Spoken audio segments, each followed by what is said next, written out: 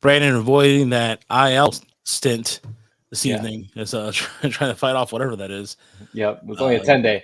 It's only a 10-day trip. Hopefully, you get back to normalcy. And welcome to another episode of the Tigers Minor League Report podcast here at TigersMLReport.com. I am Rahel Castillo. Alongside me is Chris Brown and Brandon Day. We do have a special guest this evening. Sara Sanchez of Bleed Cubie Blue will be joining us here shortly. Talk about the series, a bunch of TBAs, as the pitching matchups have not been announced. I went to the notes, and it's just TBA versus TBA Tuesday, Wednesday, and Thursday. As the Tigers start their Chicagoland stretch. So they'll take on the Cubs and the White Sox. 3 games under 500. So there would be if the Tigers can at least take 4 out of 6 in the series, if I do my math right, they have a chance to. Wait, is that right? That would gain them 1 game.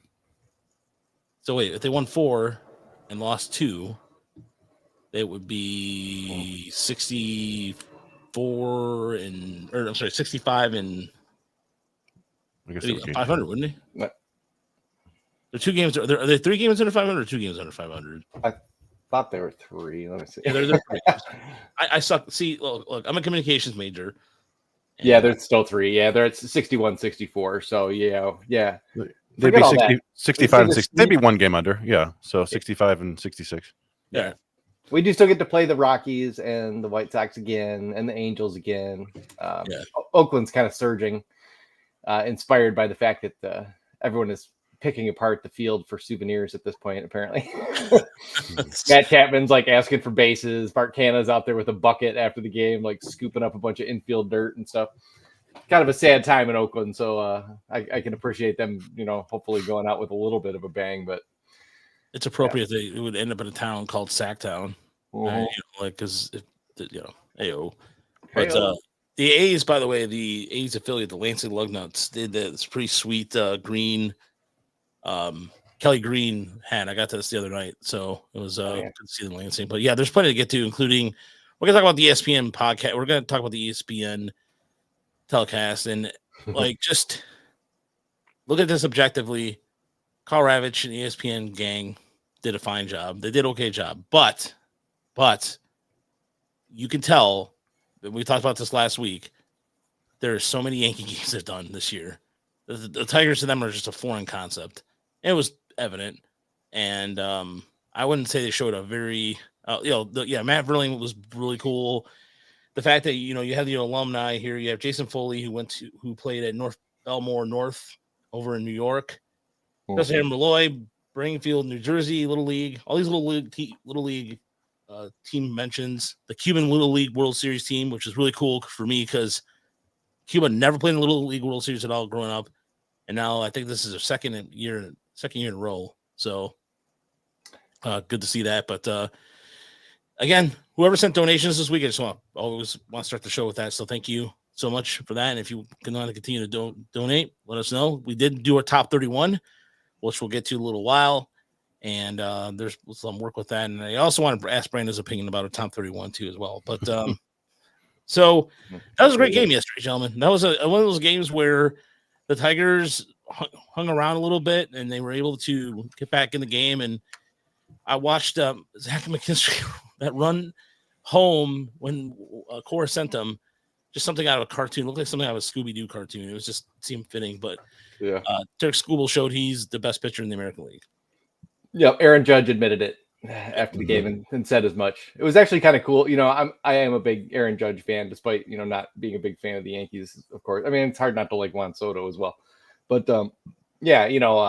Judge talking about how the two of them kind of give each other these looks. They kind of have a little bit of a playful rivalry going. Was kind of cool. Aaron Judge is a very, very likable individual. And overall, the whole broadcast was chaos. There was no focus on the game until the late innings, but that's just kind of how that's supposed to be. The whole thing is kind of fun to me. Especially at this point in the year, if we were in a playoff chase and that was a meaningful game, I might be, pulling my hair out or something, but it was just kind of goofy fun all around. Fun seeing the players sliding down the cardboard hill. People are getting mad during the game. It doesn't look like they're. It's they're not prepared. They just flew in there this morning and they've been mobbed by, 13, 12-year-old kids the entire day. Like you mentioned the Cuban team, and like watching them all like following Andy Ibanez around like he was the Pied Piper was pretty cool. Everybody was stoked to see Javi. They're all, you can't ignore Judge. They all want to see the Judge. They brought Riley Green back just because, all the kids love Riley Green. I don't know if that had anything to do with it, but overall, I mean, it was almost nostalgic for me because I don't watch ESPN and I haven't really watched ESPN, in such a long time, that all my memories of like my strong memories of ESPN are all associated with them being monstrous Yankee homers all through the 90s. So it all just felt, full circle. It felt like perfectly normal that they, people can't pronounce Tarek Skubal's name. Apparently that's too much. And, and don't know who the players are. And, it is what it is. It was just kind of a goofy game in that regard, but really good to see the kids come through and, be big factors late in the game. Jace Young's made a couple nice defensive plays, came through with a huge hit. And then, Parker Meadows, we were all posting this on Twitter last night. I think it's like 54 plate appearances, but he's got like a 929 OPS since he came back, 5 stolen bases. I think 8 or 9 extra base hits. So he's been raking. That's been cool to see. And, more than anything, this has just been sort of a clinic in how, Chris Fetter and AJ Hinch can manage a pitching staff like the Rays. Because when you saw Mize and Olsen go down and then we trade Jack Flaherty away, you're thinking, they're probably cooked on the pitching side. And no, they're fine. They've been the best pitching staff, or, maybe second best pitching staff in baseball the past 2 weeks with, Tarek Skubal, Kader Montero, and, like Maeda, Herder, Salmon's just pitching bulk innings with openers and stuff. It's good to see, the Tigers being able to do that kind of thing. All that is going to be more crucial going forward. We keep seeing, I don't know if the ball will get rejuiced next year, but if run scoring stays down, it's just going to compress all these teams even more into, there being like a ton of teams between 75 and 85 wins every year. And, maybe that all just plays into the Scott Harris strategy of not making any long-term commitments and, having to kind of be the team that can squeak out these close games. I would advise them to, obviously put together a lot better bullpen next year and not just rely on Tyler Holton being a god. But so all in all, kind of an interesting night. And at this point in the year, I'm ready for some change. I was sick the past 2 weeks. I'm still sick. Barely been paying attention to the minor leagues. Everybody's hurt. So just having some goofy fun. I was like, it's fine. Overall, I enjoyed it for the most part. Yeah, I mean, I think there's a lot, and I always come back to, and this is probably because we were focused on the minor leagues. So, when you're a hammer, everything looks like a nail, but just the youth aspect of the team. Yesterday they had 8 hits and 7 of them came from rookies. There's 3 hits from Parker Meadows, 3 from Colt Keith, and then Jace Young with the huge hit at the end. And it was just good to see, Colt Keith, we've seen that hard double down the left field line at every level so far. We saw it in West Michigan. We saw it in Erie. We saw it in Toledo. We asked him about it. He said, if I do that, it's an accident. And I'm like, okay, sure. Yeah. And maybe it is. Stan texted me that, yeah. But, he makes those accidents quite a lot. And that was fun to see. And like you said, Parker Meadows is good. We were in Detroit on Saturday for Montero. And I just loved that outing from Montero because he just went right after the Yankees. You could see he viewed it as a challenge, and he loved it when he struck out Juan Soto. That was fantastic, and it was really fun to see. And it's like, all right, you're not gonna intimidate me.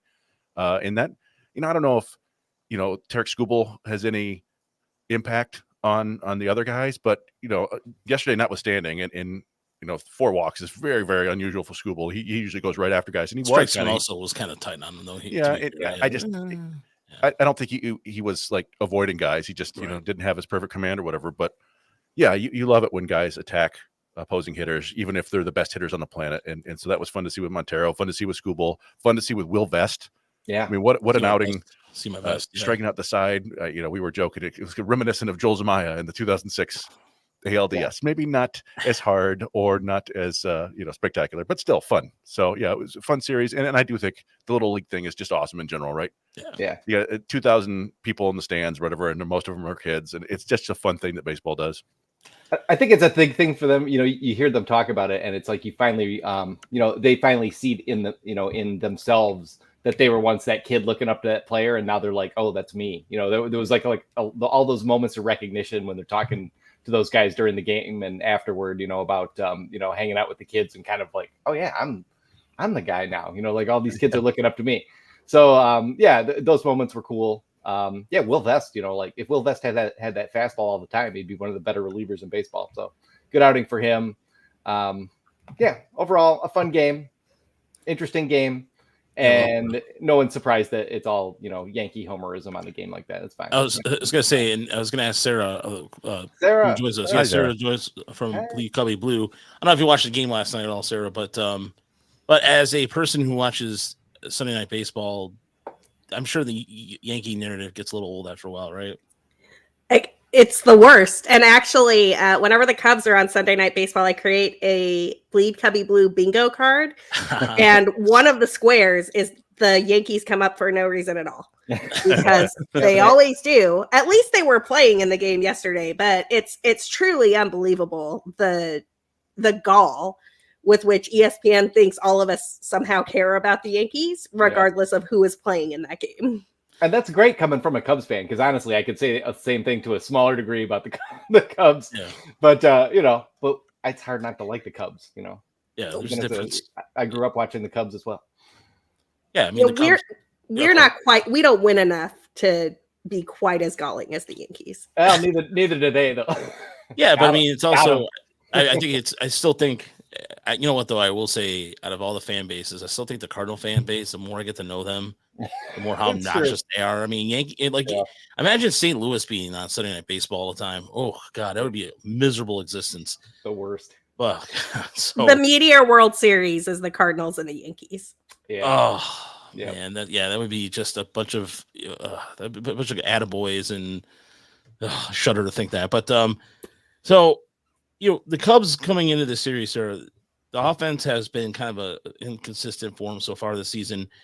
And so for the Tigers right now, it's an interesting tale of two teams where the Cubs have a core young players, a little bit of not as the bullpen issues, where the Tigers are the opposite with that. But talk about the series against Toronto. I mean, Nate Peterson facing his former team this weekend, or rather just, the whole, I don't know, there's just, it seems like an environment right now with the Cubs where they're in a period of transition, and the second half's been kind of reflective of that, where it's like it seemed like a Jekyll and Hyde situation. So the thing with the Cubs is this team is the best that Jed Hoyer believes he can do. One of the things that dropped last week, I'm actually working on a piece about this right now that should be up tomorrow. Last Thursday during a phone-a-thon thing that they were doing for 670 The Score, Jed Hoyer and Crane Kenny joined the show and just casually dropped that they're going to be over the luxury tax this year, that they've known that since they signed Cody Bellinger to the deal that they signed him to back in February, which is this very weird, multiple player opt-outs, high AAV, but we won't commit to long-term years. We'll only commit to 3 years. It's very structured. Exactly how you would think a consultant who wouldn't accidentally go over the luxury tax would structure a deal. And the Cubs are currently on pace for 78 wins. Now, it is bonkers that they are going to take this team. This is apparently what Jed Hoyer believes in his soul is the best that they can do, and be like, we're going to win 78 games, blow past the luxury tax, and y'all are just going to have to like it while we charge you $34 for a beer bat. It's utterly insane. 34. I am furious. I don't know what the beer bat costs. I've never actually bought one. I do know, however, a friend of mine took a beer bat and filled it with a normal beer. And there was only this much room left. So you're basically paying whatever the upcharge is from a normal beer to the beer bat. It's $8 or $9 or something. You're basically paying that for this much beer. So don't get the beer bat. It's the worst deal at Wrigley Field. Anyway, this is a masterclass in consultants overthinking how to win baseball. And every time they make a decision on a player, they're just wrong. I mean, I'm not, don't get me wrong, trading Javi to get PCA, that was probably correct. Trading Anthony Rizzo for the return they got for Anthony Rizzo, probably correct. Chris Bryant, same thing. But non-tendering Kyle Schwarber and letting him walk for nothing, definitely not correct. Trading Yu Darvish and Victor Caratini, they just threw in Victor Caratini for hashtag reasons. for a bunch of teenagers who have literally never seen an MLB at bat to this day. Not correct. Like letting Wilson Contreras walk for a compensatory balance pick when you could have traded him. Not correct.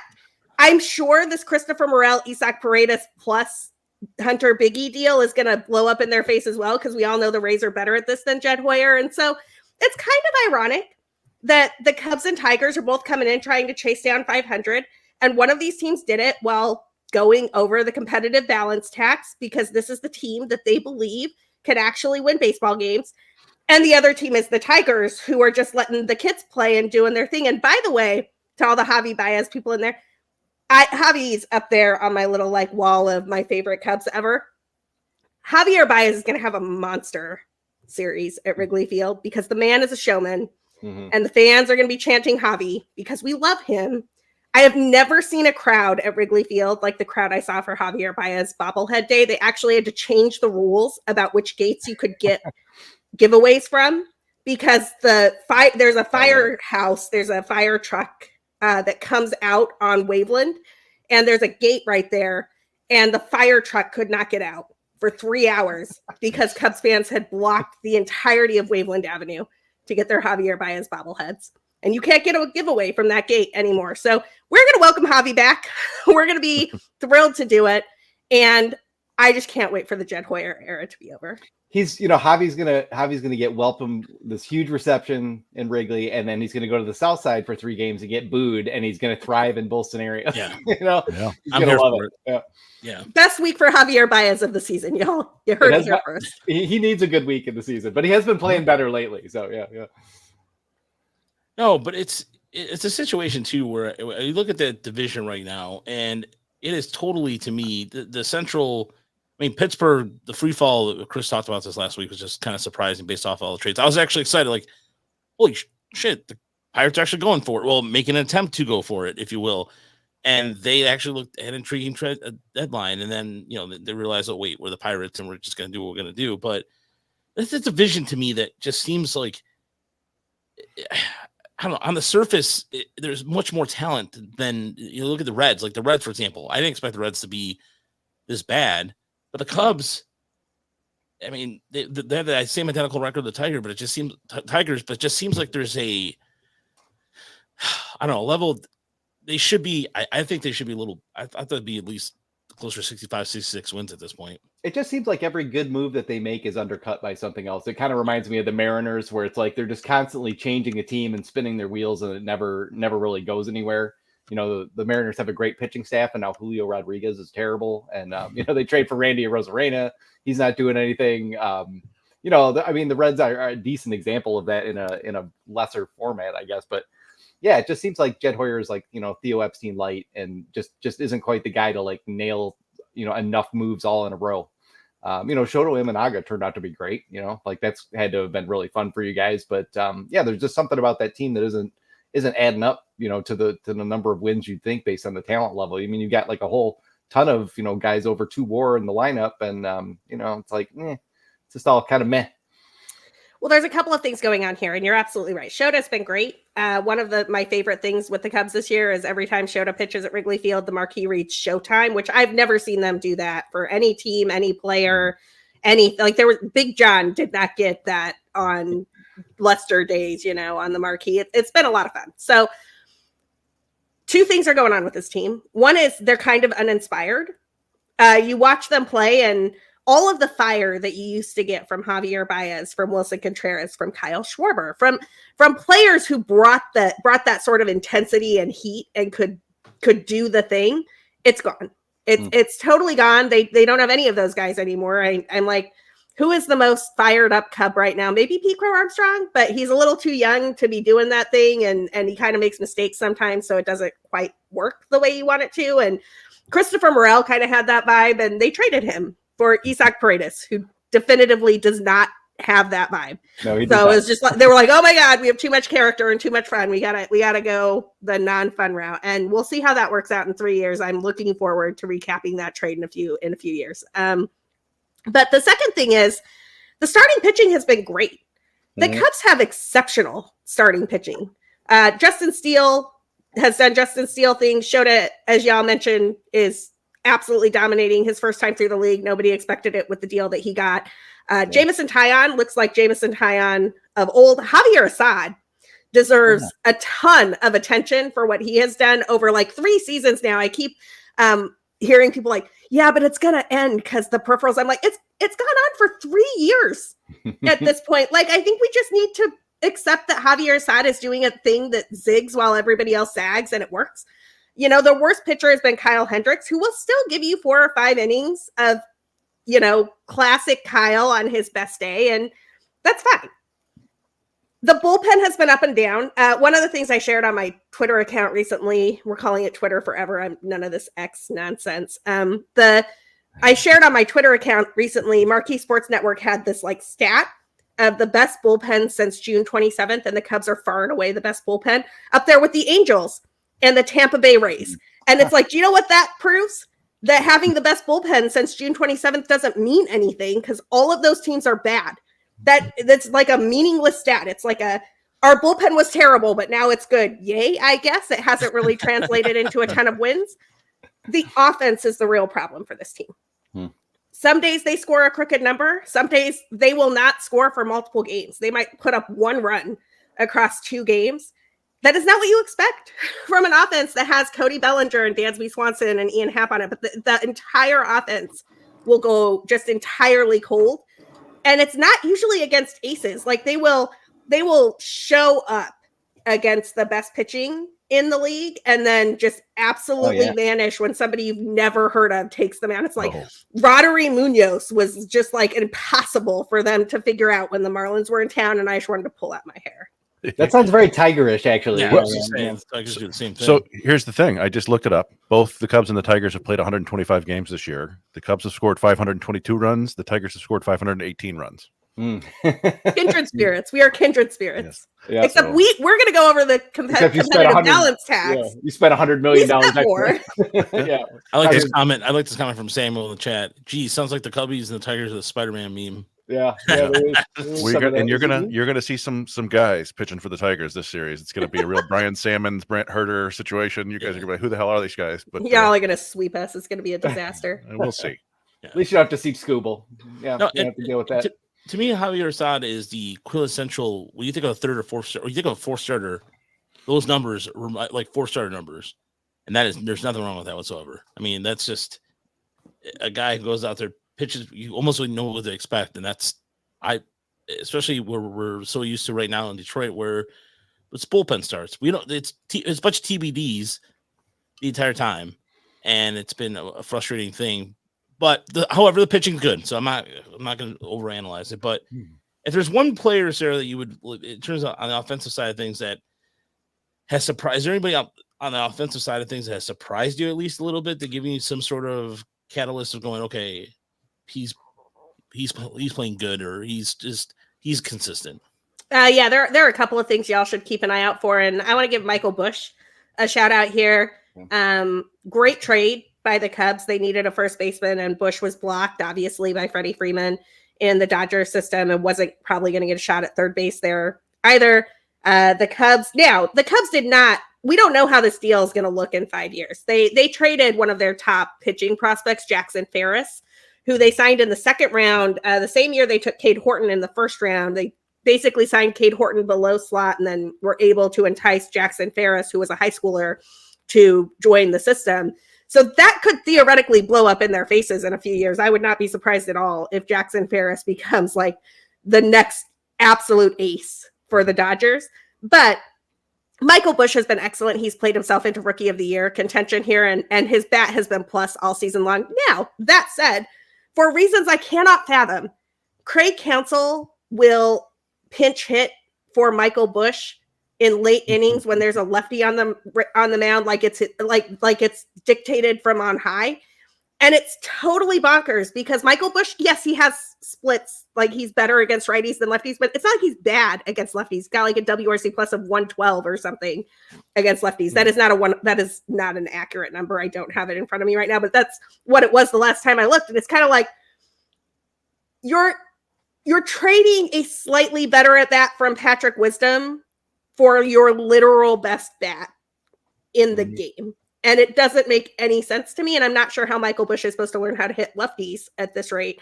So it sort of drives me crazy to watch Craig Counsell pull Michael Busch late in games. He did it yesterday when the Cubs dropped to the Blue Jays. And they brought in Isaac Paredes, who had been scratched because of shoulder discomfort, to hit instead of Michael Busch. And I'm like, Michael Busch is a better hitter than Isaac Paredes. He's a better hitter than Isaac Paredes when Isaac Paredes is healthy. He's definitely a better hitter than Isaac Paredes when he's got a shoulder issue. Like, what are we doing here? And of course, the Cubs didn't score in that game, so they lost 1-0 on show today. This all sounds very much like various Kerry Carpenter conversations that we have with the Tigers. And AJ Hinch's solution to this is to just sit Kerry Carpenter early in the game so that he can pinch hit him at the exact right spot, which I think is a little more a usable solution, so that you've got someone that you can just bring off the bench anytime somebody gets on base late in the game. But it is driving Tigers fans crazy, and it has all year. Same situation too, like not bad against lefties, just not their dominant side. I want to know what happened to Dansby though this year. Tell me some Dansby stories. I've got some Dansby stories, but I want to get that number accurate for your viewers first. So yeah, 106, just so y'all know. Michael Busch has a 128 WRC plus against righties as a lefty, is a 106 WRC plus as a lefty. So it's not like he's not a bad hitter against lefties. He's just like not quite as good as he had been. Dansby is wild. Dansby has been better as of late, so it would not surprise me if he actually shines in this series. And he's been better both defensively and offensively, which thank God, because earlier this season I was like, what is going on? He's down to hitting like 6th or 7th in the lineup. He has not been hitting the way that he did in his last year with Atlanta, but who expected he would? That was a contract year. Like, Dansby put up his best numbers ever in a contract year, and the Cubs gave him the contract because it was a contract that was about 70% of the value that you would have had to pay for a Trey Turner or a Carlos Correa, or there was somebody, Xander Bogaerts was also in that market because the Red Sox are terrible at their job. It was one of these situations where the Cubs thought they were being clever by paying less. And last year it looked like it worked out pretty well because they got a bunch of value from Dansby's glove. And this year it just looks awful. It looks like the Jason Hayward deal part 2. But people forget that the largest contract the Cubs have ever committed to from a years and total value contract is the Jason Hayward contract. I mean, that is malpractice for one of the 5 best franchises in baseball. The Cubs, y'all were mentioning earlier that the Cubs kind of come up in Sunday Night Baseball like the Yankees do. Yes, they do. And that is your advantage. Your advantage is you should always be over the luxury tax, and you should sign stars. And Jed Hoyer has forfeited that advantage. He doesn't want to pay the money it costs to sign stars. And so now he has dug himself a hole where in order to ever get a Juan Soto or a real deal top tier free agent to sign in Chicago again, he's going to have to overpay, which is why they were linked to Shohei Ohtani, but really not in the Ohtani sweepstakes at all, if we're being honest. Yeah, it's that thing where you try to, you don't want to pay the full amount. And so you go second best and you end up with like 5th best. And that's kind of what happened to us with Javi, to a degree too. We knew, that just the way he plays, that as he gets older and he starts breaking down, it's not going to go that well. And unfortunately, that kind of started pretty early for us. But yeah, you guys had the firepower over there, Yeah, I mean, you should be playing in the big kids pool. The Tigers are the ones who have to be scared to death because one bad contract and we're doing nothing for like 5-6 years again. I feel like Harris is kind of setting himself to be Jed Hoyer in a way because just I'm sorry. He came from the Cubs system. That's what I'm saying. He came from this. It's just the parallels are eerily similar. No, yeah, go ahead, all these McKinsey type GM presidents, they're all out there trying to win like 1.1% over the margin. Like they're trying to get their stocks up a little bit. Like it's so weird when you got like a Dabrowski GM who's like, you know what? I'll just go sign the good players for a lot of money, and who cares? We'll win. And everybody else is like, what if I win by like 0.5%? Yeah. And it's super annoying. I mean, I think Farhan Zaidi is kind of like the poster child for this too, like where he just won't get the big player, it's always or kind of veteran who's slightly over the hill and maybe we can squeeze another good year or 2 out of him. But yeah, these guys are all just competing in the cost per win championship, between themselves. That's what's on their mind more than anything. Yeah, when Sara said that, I thought of San Francisco too. How many times have you heard about them like finishing second on a big free agent because they're just not, you just go for it, but nobody wants to do that. Yeah. Well, let me just tell you, I think all of these people took the wrong lesson from Moneyball. It's Yes. not about like what you have in your spreadsheets and what the inputs are. The lesson from Moneyball is that you find value when you're doing something different than what everybody else is doing. And what Dombrowski has done, and the reason the Phillies are a juggernaut, is Dombrowski spent money when everybody else was like, I want to see if I can find this like 0.02% margin for the value of the war and the and I'm going to sign the Dansby Swanson Prius contract instead of the Xander Bogaerts Lamborghini contract. And like, that's fine. You can make that decision. It's easier to make that decision if you're not the Chicago Cubs or the New York Yankees or the Boston Red Sox. It's absolutely painful to watch one of those franchises sacrifice that advantage to do that. But Dave Dombrowski is going to laugh his way all the way to a World Series title, right? Like, does anybody think Bryce Harper's contract that everybody's like, oh my God, like you can't have that. That looks great right now. Bryce Harper contract looks great. The Trey Turner contract looks great. Kyle Schwarber's doing Kyle Schwarber things, just hitting leadoff homers and giving vibes to the people. Nick Castellanos is a metronome of doom. Every time the man homers, something terrible happens in the universe, but it's fun. And we all love them. I mean, that's the team I'll be cheering for when the Cubs inevitably fall out of it. And it's the same way with prospects now. It feels like where and we cover this stuff all the time, but everybody is valuing prospects seemingly more than ever, except for Dave Dombrowski. It was like, take him. And we've seen time after time after time after time that the prospects don't usually work out. Sometimes, every now and then they do, and it's like, oh, how embarrassing. But most of the time, it's the veterans who win. And I know the Cubs have a strong farm system. Their AAA team is really good, but And I have a big caveat on the Cubs farm system. And I'm working on a piece on this too, but it probably won't be out for a couple of weeks. People talk about the Cubs farm system as a way to say, actually, Jed Hoyer's done a good job. And I will be the first to admit the farm system is in a better place today than it was when he took over from Theo Epstein. Admittedly, with the farm system, like all the decisions he helped build. So I'm not sure why we're like, oh, he's done so, whatever. The Cubs farm system today is very different than the Cubs farm system was in 2014 and 2015, right before they went on their tear and like looked like they were going to win multiple World Series. And thank God they won one, because if they hadn't won during that window with where we're at right now, I might have thrown myself off a building. I worry about Al Yellen as well. Yeah, right. I'm very glad we got to see one. The difference is that the farm system in 2014 and 2015, if you go back and read reports of it, you've got a lot of 55 plus future value prospects.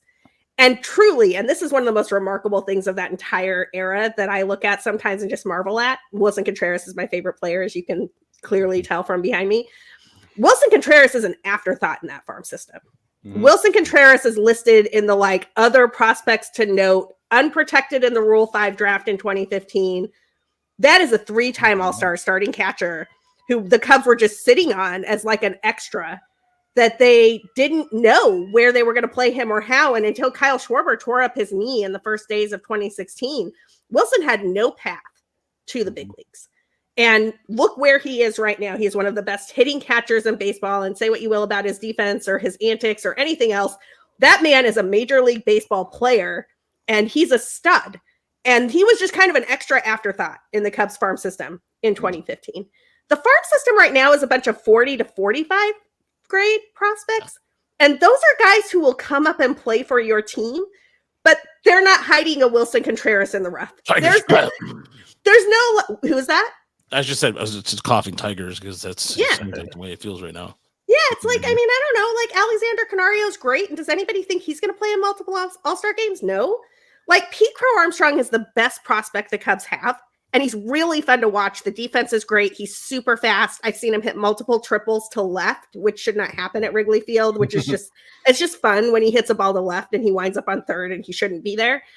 And also, he is approximately the same caliber of prospect at this moment in time as Javi Baez was when he made his debut.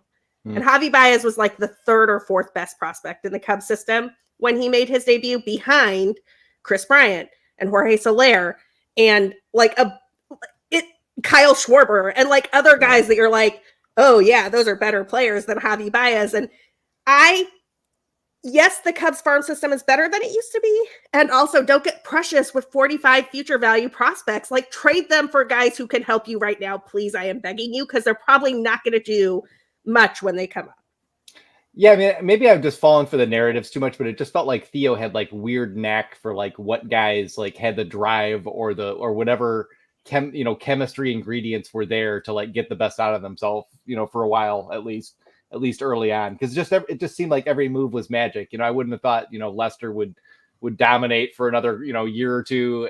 Just all those things just kind of all came together for him at once, whereas everyone else is trying to do the similar things, but nothing is gelling that same way. And you guys are trying to win. You're not tanking the way the Tigers did for years. And the Tigers also, have gone out and like really revamped the player development system and just gone crazy on that front. And all of a sudden it's like, yeah, we've got like 5 top 100 guys. All these guys have come up, and the farm system still looked really strong down in A-ball, especially. So the future looks like sustainable. It's just like, we just don't know if Scott Harris is going to be the guy to like find those couple moves that can actually get them there. And that's a similar situation to where you guys are at, and the Giants and most of these teams that we're kind of talking about who aren't bad, just sort of like that mid-tier. And like, how do you get to the next level when you're not going to Dombrowski your way there? I don't know. I don't know if Scott Harris has it for him either. And I don't know if Jed Hoyer has that in him, but yeah, I don't know. Right now we're matched up pretty evenly, it looks like. Yes. Well, it's funny, even too, Iowa's coming to Toledo. So the Iowa Cubs are playing Toledo. So it's going to be interesting. Not a whole lot going on in Toledo these days. Yeah. Toledo. They're all in Detroit. Yeah. I actually put a meme on the sheet on the tracker. We'll get to Toledo later. But a couple last questions. I know you got to thank you for taking the time to talk to us this evening. But Moises Ballesteros. Ballesteros, yes. I saw him play last year. We saw him play at South Bend. Really, really good bat. Great name.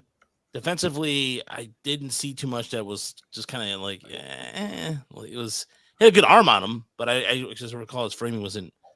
But as far as an international free agent or international class, because somebody mentioned that. So, how close is Moises to the majors? Because I really like that kid. I think he's got a really good bat to him.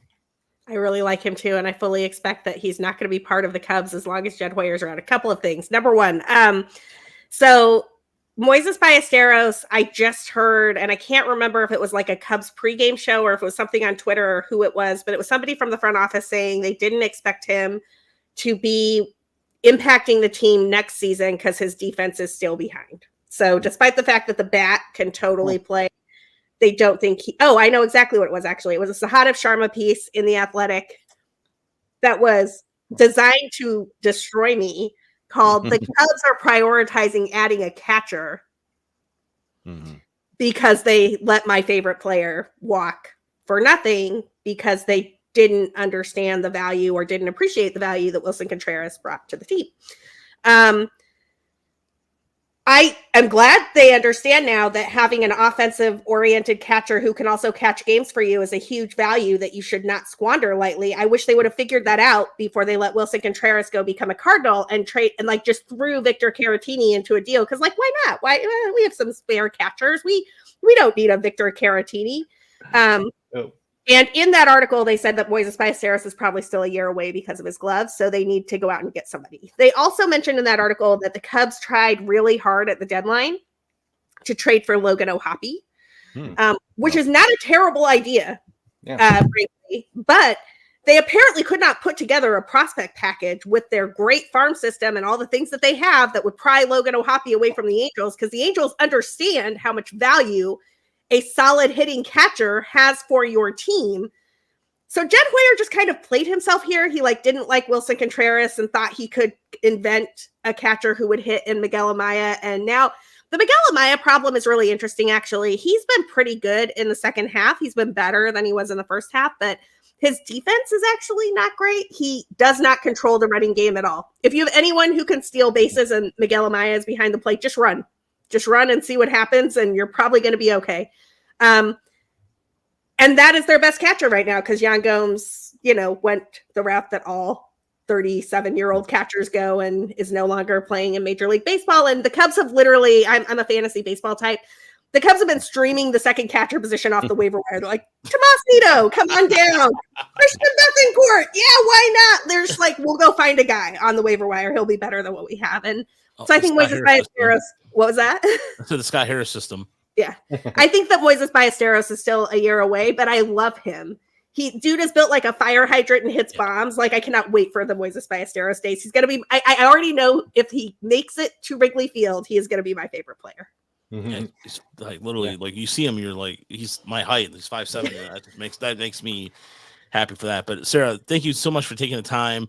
Where can people find your work? I know you're still with Bleed Cubby Blue, but I feel like you're doing a lot of other stuff too, right? Or am I just imagining that? You are not. I have been adding to my portfolio. Thank you so much for having me. It's the best. Raj, we got to talk, I don't even remember, years ago. And I just have always appreciated you shouting out my work and talking Cubs and Tigers baseball with you. So thank you for having me. You can find me at BCB_Sara on Twitter.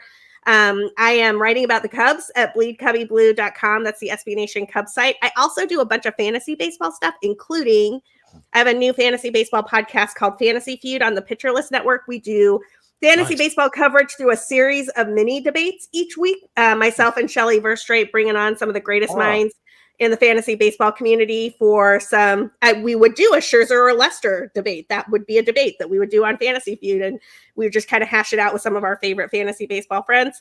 I'm also writing the NL East Playing Time Tomorrow column at Baseball HQ. Oh, nice. Oh, you and Shelly together. That's a good combo. Yeah, right now. Yeah, we have a blast. Every episodes drop every Wednesday at 1 Eastern. Excellent. And are you excited for the Utes starting the year at 12? Oh, there you go. I am. I know we've only talked college football just a handful of times, but I know you're a big Utes fan. So I was just I just had to ask real quick before you got out of here. I appreciate this. Can I have like 1 minute to answer a Utes question? Go for it. I went to the University of Utah, and the year after I graduated was the year that the Utes busted the BCS. So one of my best friends and I drove down to the Fiesta Bowl, even though we did not have tickets, with plans to just like hang out because I had an uncle in Scottsdale. And we were like, yeah, we're just going to like hang out in Arizona and just do our thing. We wound up getting into the Fiesta Bowl. That's a longer story than a minute, so I won't do that. But I am a diehard University of Utah fan. And let me just tell y'all, you're sleeping on Kyle Whittingham. He is the single best coach in college football. And the Utes have such a steal here because he's never going to leave. He is a Mormon grandpa, and his grandchildren live in Utah, which means the best college football coach in the country is locked in to Salt Lake City. And if you have not watched a University of Utah college football game, change that on August 29th because Cam Rising is coming back. And trust me, you will love this team. The University of Utah won the Pac-12 back-to-back, and USC and UCLA were so upset about it. They were just like, we're just going to go. We're just going to leave. We're just not even going to be here anymore because we can't beat the University of Utah. Go Utes. I love it. In some pictures, he looks like Peter Cetera to me. I know he does. I mean, but there's some pictures he looks like Peter Cetera without the mustache for whatever reason. A knight in shining armor from a long time ago. One of the craziest things that I ever saw in my life last year, and in all of sports ever, and I obviously love sports. I cover it and watch it a lot. The Utes faked like Cam Rising was going to play in 2023. All the way up to the moment they put Bryson Ball in as the starting quarterback for the first game against Florida. It was wild. Like, Cam was on the field. He was doing warm-ups and stuff. There was no leak that he had ACL surgery in the offseason and was not going to throw a snap during the 2023 season. And they somehow made it all the way through like the first half of that game before it broke. The news, yeah. It was crazy. And also definitely scored them a win against Florida because Florida was prepared for Rising and they got Bryson Ball instead. And it was just, I was laughing on my couch. I was like, it's the craziest thing that Kyle Whittingham has pulled off since they beat Alabama in the Sugar Bowl in 2019, which is still the greatest moment for University of Utah fans ever.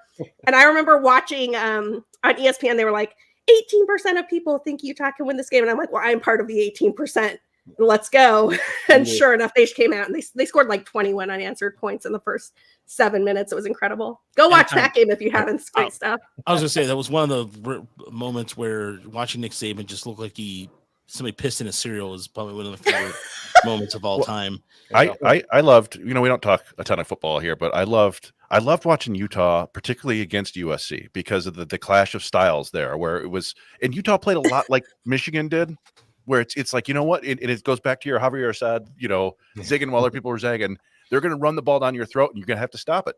And they couldn't, and it was fantastic because you'd see like they're just getting so frustrated. And you know what? One of the fun things is the kind of the most exciting rookie this year for the Detroit Lions is Sione Vaki, right? From you are gonna love Sione Vaki. People love him already. Sione Vaki is incredible. Like he was playing wide receiver and safety last year. He was playing both sides of the ball, which was just nuts. Just like unbelievable talent. Yeah, unbelievable. And the other thing I'll say about this, and this is a shout out to you Detroit people, because I'm not really a Bears fan. I live in Chicago, and I cheer for the Cubs, but that's the extent of my Chicago sports allegiances. Caleb Williams coming in as like the Bears knight in shining armor. I'm just like, I watched Kyle Whittingham and the University of Utah dismantle this dude back to back to back to back. And you're telling me that the Bears are going to make him a franchise quarterback? Like, this is insane. This is insane. Caleb Williams is going to go the route that all Bears quarterbacks go. And you all are going to love Sione Vaki so much. He's great. Enjoy every second of Sione Vaki. Sean wants you to know that he's going to be 100% first offensive player on cornerback this year. Yeah, they're using him as a running back. What an athlete. He's so good. He's so good. Anything, yeah. I hope they use him on returns too, because he's great when he gets the kick. He's just like, I love Sione Vaki. Space. Well, Sarah, Caleb Williams will be a bust for sure. I agree, Tyler. Sarah, if it comes down to it, at least we all have together here that the Chicago White Sox are absolutely god awful. Yeah. So we have that going for us, and I'll see you in the Slack channel. worst team ever, man. Like maybe that's what I told a friend of mine, and I went to watch them play the Red Sox, and we were like, it's like, hey, I think we might have seen the worst team of all time. Yeah. Pretty close at least. Yeah. Yeah. Worse than the 2003 Tigers. All right, Sarah, thanks so much for your time. We'll talk soon. Thanks so much, yeah, Sarah. for sure. Thanks for having me. All right, see ya. Bye. All right, I love having Sarah on the podcast. We haven't had her in a while. It's She's just great, we've been trying to develop like a cadence with some of our guests, and I've been guilty of not trying to not trying, but it's just like with the minor league stuff, we just tend to we go through so much, and so when we have a guest, it's like an 23 minutes. But honestly, there's not much going on in Toledo. There's not much going on in Erie. We're talking Tigers quite a bit. And this was a perfect time because if I got the slideshow downloaded and going to Toledo and Erie, it's just a giant, it's depressing. I mean, also, Jim Weber passed away. And it's been a really weird vibe in Toledo, and it's, even Erie right now, Jake Holden's out, Trey Cruz is out, Lee is out. It is. I really feel sorry for Gabe Alvarez because he's just sitting there going, "Yep, shit. What am I gonna do?" I mean, like West Michigan, yes, West Michigan and Lakeland are on a playoff push. Tyler, you're absolutely right. Lakeland's been playing their asses off. We'll get to that in a second too. But watching West Michigan this week, playing Lansing played a lot of sloppy baseball. Chris, I don't know. That's a team that they had Brandon. Their organizational philosophy was they had a guy who went when he gave up 8 runs in the first 2 innings. They're like, that's fine because he has to hit his innings. It was really weird. It was a really weird thing. Yeah, over there. That kind of sounds like old school Tigers a little bit. I mean, what's nice about the talking to Sarah about the Cubs and feeling like fairly similar to them is that the Tigers are spending like half as much, and our farm system is like infinitely better. So at least we're in good shape there. And but yeah, it's pretty much like Thayron, Max Clark, Jackson Jobe, Ham. It's nice to see, Bryceño's back, but okay, let's just go through it one at a time. But there's not much else going on down there. It's rough. Yeah. Jackson Jobe, pickle and peanut butter. I love for that to happen, but it's not going to happen. They're going to keep him in either. They're going to keep him in Erie this year. So, but here's Toledo right now. I mean, this is where we're at with Toledo. It's the Will Smith meme, because that's how Toledo's roster is right now. It is. Andrew Navigado's looking around. I mean, they do get Justin Henry Malloy back, but I don't think it's going to be too long. I mean, it was just a roster crunch, and they definitely would see him back at some point too. But the rest of Yeah, go ahead, Chris. They have to give Malloy a first baseman's glove, right? Like, Yeah. Please. if not Right. now, when? For the love of Like, God. just give him some game reps. It doesn't matter. You're not making the playoffs in Toledo. Just give it a chance. So, yeah, I agree. We'll see. Try that out. But yeah, down there, like if you're down there right now, you got to be thinking like, future's not looking real bright for me. Everybody else is gone. Other than, of course, Casey Mize is still there, but he'll be back shortly. Yeah, there's Casey Mize, by the way, he pitched angry the other night. And that was a game where he was throwing 95, 96. I thought he did a really good job. At first, he struggled, let a couple batters on, and he struck out the side. But he's been pitching angry, and the velocity's there. Slider looked really good. I think Mize is going to be, when he does get the call up, I think at the end of the month, because that's when the 60 his stint is over. Yeah. I think he'll be effective coming up a little bit. But a guy who's been pitching pretty well down there is Devin Sweet, who's just been going out there throwing. His numbers are pretty good too. And Ty Madden with another start where it's like we had the weird start last week with 12 runs, 11 earned. This week is the tame, the what people expected or what people want. 6 inning, a quality start, 6 innings, 6 hits, 3 runs, 8 strikeouts. Yeah, it just feels like Ty Madden needs something. Like he needs to come up and get federized or something, because it's just been like this all year long. I never would have thought he would get hit this hard. Like clearly the stuff hasn't really kind of shaped up the way some of us thought, including me, that it would. Sometimes he looks good, but more and more I just think like if a team doesn't have a lot of good hitters, he's capable of tearing them up. But if a team is a pretty solid AAA team, they're just not whiffing that much. Even with the strikeouts, what they are, there's just a lot of hard contact down there. And I don't really have any sort of. Usually I'd be like, okay, well, you could work on this pitch or do this or that. I'm kind of at a loss for what to do with him, other than to just like strip it down to fastball, slider, and put him in the bullpen. I don't really know what else to try. The split change kind of showed a little bit of promise early in the season, and every once in a while there's one that looks kind of good, but I don't know. There's just some lack of pop to the stuff right now, and I don't know what else to really do with him. I like this question here from Sean. Thank you for the $5 for the super chat. Appreciate it. That ball is gone. Touch 'em all time. His question here is Scott going the Turnbull route with Mize. Feels similar, even though the sequence is a bit. Dissimilar. You know what? Look, I think Casey Mize and the Tigers are going to end in a bad way. I think I don't want to say it's end towards like Turnbull with Turnbull behind the scenes. Ooh, Yeah. Like there's some things that I wish we could say, but we can't. Yeah, I think personality wise, it's completely different. Like I don't know that I was really down on Mize earlier this year. Obviously, had a big bunch of fights on Twitter about it. Like most of this doesn't even look like major league stuff right now. He looked a lot better to me before he got injured, and more I started feeling confident that okay, Casey's probably gonna be a solid 4. Give you plenty of innings, and if he can stay healthy, he'll probably figure it out and be decent. So I still think there's a chance for him, but I think we're probably past the point where it looks like he's a big part of the future either.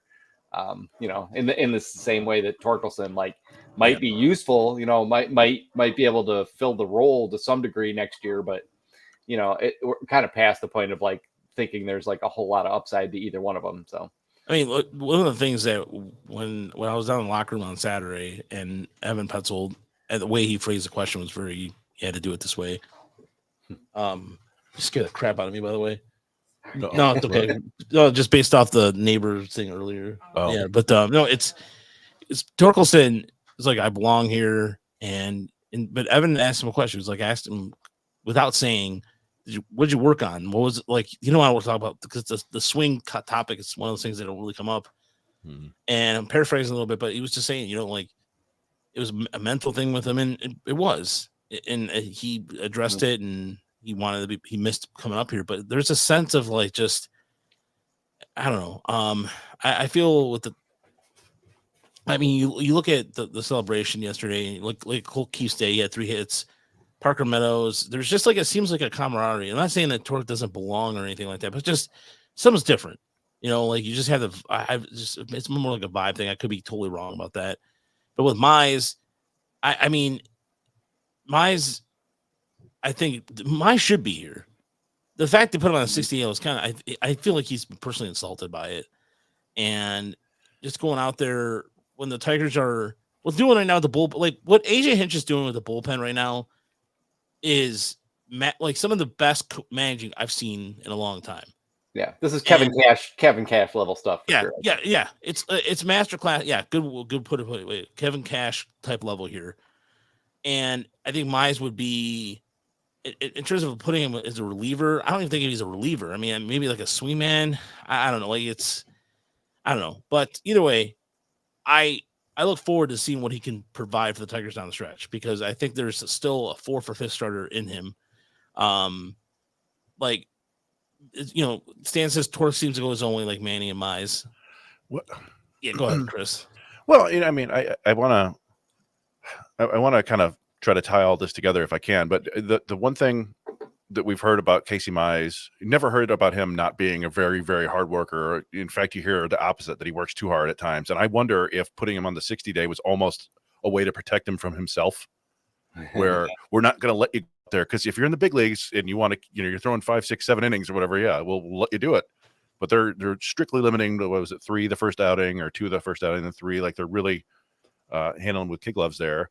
And we've heard the same thing about Ty Madden. Ty Madden works way too hard between his starts and has nothing left in the outing, which maybe a move to the bullpen is good for both of those guys. Maybe it's good for Matt Manning. I think, it's one of those things where they kind of did it this year with other guys, right? Flores and Faedo. We saw them kind of work 1 or 2 innings, and they might be ramping them up a little bit. But I do think that in next year's spring training, I think all those guys will be still around, but they may need to give them a chance to just work a 1 inning stint or 2 inning and see how it looks, see what they have.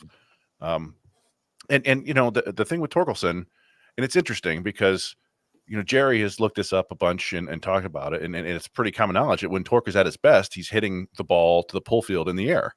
And I think Torkelson knew that too, but it sounds like he says when he does that the best, it's when he's thinking about hitting to right center. And maybe that's the mental thing that he's had to get over. I don't know what it is, but we went and we saw him on Saturday. First at back, he got a double, and then he got a triple. It was fun to see, but then he also had a couple of Spencer Dorkelson moments, right? Like, it's like, oh boy, they're getting thrown out at home because he didn't extend his arm for some reason, and then the weird pop fly thing with Gary Carpenter, it's I don't know. I'm glad he's back and having fun, and you hope for the best. But I think you have to be realistic that this is probably not going to work out. But it's there's nothing to lose right now, so have fun with him up. It's just such a it's the same thing we've talked about since he was drafted. It's just such a difficult bar to really be like a dominant first baseman. Like, you have to to be that guy, you have to hit all the time. You have to be an anchor, because if you're not that guy in this kind of a team and the way they're building this team, they'd rather rotate some guys through. They'd rather have that flexibility than just plant a statue at first base who they hope hits 30 home runs. So yeah, it's been kind of weird because, I wrote, when was that? It was like early last year, I was like, he's got to pull the ball in the air, right? They're pounding him inside. They're beating him. And he did it for 4 months. He did it. He just turned on everything and crushed all these home runs, and it was great. And then this year it was like, okay, well, now we're just going to pump fastballs away, and he couldn't adapt. And so maybe he'll adapt again, but this time he'll just be like drilling singles and doubles to right field, and we'll be like, well, there's no power here. It's that inability to sort of like make adjustments along the way that is maybe a hard thing to sort of quantify, but seems to be Spencer Torkelson's problem, where he just can't sort of think his way through these at bats, adjust, to go in one way or the other. It just feels like a very, he's got one idea in mind, and sort of can't flex with what the pitcher is trying to do with him. So I don't think any of us are terribly confident. One way or the other, I worry a little bit that, I guess I don't worry about it that much. I worry that people are going to think like, okay, if he gets hot, okay, we're set. I don't think Scott Harris believes that. I don't think AJ Hinch believes that. I think AJ Hinch is going to be all over Scott Harris's ass this whole offseason to get some offense and figure this thing out, you know. As he should be. Yeah, because he's like, look, I can make the pitching work with nothing. You get me some bats, or I'm going to come down there. You know, I'm going to put you and Chris Ilitch in a headlock. But you know, yeah, I mean, we'll just see how it goes. But I've kind of moved on from Spencer Torkelson in my heart, I'm afraid. No, it's a thing too. Where, by the way, there was one thing that stood out about the Ty Madden start. He had 21 swings and misses against Charlotte. Yeah. So Stan has asked, does he have? Yeah, no, I was going to say third pitch, the cutter and the change, right? Technically, to go with the slider fastball. He's got a curve too, but he throws 5 pitches. It's almost exclusively fastball slider though. But it's weird because I used to have trouble before we had the pitch classifications at AAA. I'd be like, it looked like he was throwing 3 different breaking balls, and he is. He'll throw a really slow curve. He'll alternate the slider from like 80 to 86, and then he's got a cutter that'll be up to like 91, 92 at times. And the change is there. It's kind of what the book on him coming out of college was. Is his fastball just gets smoked. And his slider is a great swing. Lefties. His slider's a great swing and miss pitch for him, but when he doesn't locate it, it gets rocked too. And so those are the 2 pitches he's throwing all the time. He's got the 3 other pitches. I don't know if any of them are really good. I'd throw the cutter a little bit more if I were him, but maybe he doesn't have the proper feel for it. But yeah, I do think at a certain point you just, Ty, it's great that you can hold your velocity for 6-7 innings, 100 pitches, but why don't you just go out there and throw 100 for 1 inning? Give us 30 pitches, throw 100 with a slider, and see what happens. And I think it might work, but don't know until we see it. If he's got that personality where he's like got to be doing something, like he can't take the downtime. Maybe that's what he needs, is just to be pitching every other day. Yeah, or work on change. Or work on change too. Yeah. Keep working on the split change and I think that split change, honestly, with the way his fastball is shaped, because it rides high with the slider, you get that split change, you give it a different look. Honestly, I think that would be. I mean, look, like work for Tarek Skubal, and I don't know. It's I think that Ty Madden, the reason why he needs that third pitch in order to not classify himself as a reliever, because I think that it's heading that way. As far as Torkelson goes, really quick, I just wanted to mention this. Okay. Yeah. What did he do? You mentioned Brandon going to the right center. That's exactly what he did on that double. That's exactly what he did on that triple. He just stayed with himself, and maybe it's just like that. Just go. You know what? Do hit balls in the gap at Comerica. Mm-hmm. That'll do just fine. I think the mental attitude of like don't try to do too much makes perfect sense. It's just a question of whether he can do both, if he can manage both those 2 approaches as they come up in game. And I don't know, we'll see. Yeah, but as far as like tying the pitching and Madden into what the Tigers are going to do next year, they're probably going to sign at least 1 starter. I would assume probably 2, and you're going to have Skubal and you're going to have Olsen, and maybe you're going to have like Montero and Mize. And those guys are going to be, Montero and Mize are going to be like the flex guys, so that they can sign 2 guys, and they're still going to have Maeda probably, and try to make that work. So the best thing for Madden, Wilmer Flores is to move to relief, in my estimation. Like they just kind of need to do that, because we all know they're not going to go out there and sign like the best reliever in the free agent market. And this team has to have a better bullpen next year. Maybe more than anything. Like I'm not terribly worried about the offense if they get themselves like 1 bat that helps them somewhere, and they're going to pitch. The starting rotation will be fine. What they need is a shutdown reliever or 2, and I don't know if Flores can do that. I don't know if Madden can do that, but it's probably time to move them to that role and try to find out, because if the best they're going to do as starters is be like a 4th or 5th guy who's kind of wild, Herder's better suited for that, because he has the pitch ability for Chris Fetter to just game plan his ass off and kind of make it work. And the same thing for even with a guy like Salmons, who's basically got like a solid 4-seamer and 2 mediocre secondary pitches, and they're getting decent work out of them. So I don't know, just when I think about what the Tigers are probably going to do this offense or this offseason, which isn't going to involve signing a whole bunch of free agents, I think in terms of like setting those guys up for their role next year, we should probably be thinking of Ty Madden as a reliever. Yeah, more likely. As Flores goes, I mean, I would like to see at least Flores pitch before the end of the year, but he's still like a ghost town right now. And to go to your top 31, I mean, you guys kind of reflected that in Madden, I thought, right? Yeah. You're like, there's a lot more relief for us than it maybe seemed a year ago. So, yeah.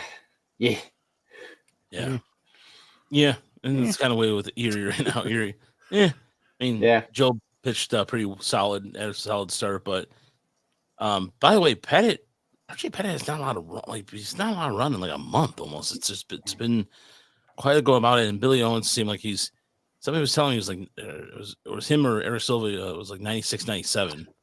But Owens was up to like 99. They're starting to look like relief options next year. Both of them, I thought, Pettit and Owens. Job just keeps missing arm side. Like, he's just had this little issue the last couple times out where he's just sailing pitches a little bit, missing. I think he threw like, I don't know. It was like over 100. only like, and there was only like 6 or 7 first pitch strikes. He just kept missing and falling behind, and then they couldn't hit him anyway for the most part. But it's one of the strange things with him. I guess it's not that strange. We know, but like, he's not super precise. Seems to it, like you said, it's everything's up and away, especially his fastball. It seems like he's, for whatever reason, he's not finishing it properly. The glove side command has kind of gone away, and it doesn't really matter.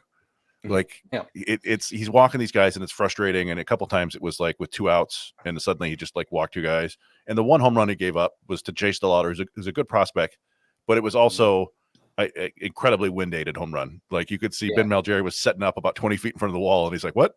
The ball just kept going like, "Woo!"